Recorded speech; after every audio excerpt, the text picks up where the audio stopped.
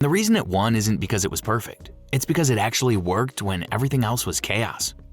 The earliest versions, USB 1.0 and 1.1 from the late 1990s, topped out at 12 megabytes per second.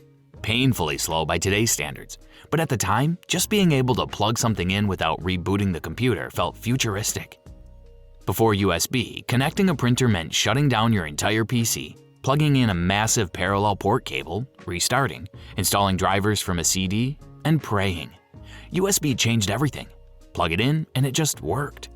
USB 2.0 launched in 2000, raised speeds to 480 megabytes per second, and became the industry's long-term workhorse. That's why keyboards, mice, webcams, and office gear still use it today.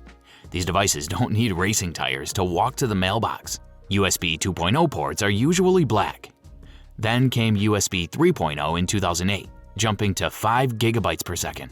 That's when external hard drives stopped feeling like they were transferring files via carrier pigeon. These ports are typically blue. USB 3.1 doubled speeds to 10 gigabytes per second, and USB 3.2 pushed it up to 20 gigabytes per second. Unfortunately, this is where USB's naming system completely fell apart. USB 3.0 became USB 3.1 Gen 1, then USB 3.2 Gen 1. Same port, same speed, 3 different names. If USB had a villain, it would be its own branding department. Port colors help sometimes.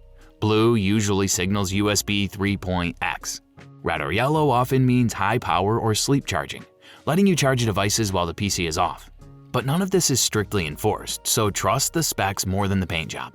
Connector shapes evolve too.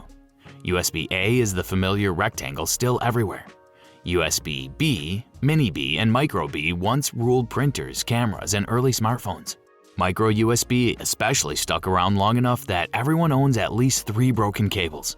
That era ended with USB-C, reversible, compact, and extremely capable. USB-C can handle data, video, and power through one cable. Depending on the version, it supports anything from basic USB 2.0 speeds all the way up to USB 4 at 40 gigabytes per second, with power delivery reaching 240 watts. The reason USB survived every transition is simple: backward compatibility. Plugging a USB 2.0 device into a USB 4 port still works. It just runs slower.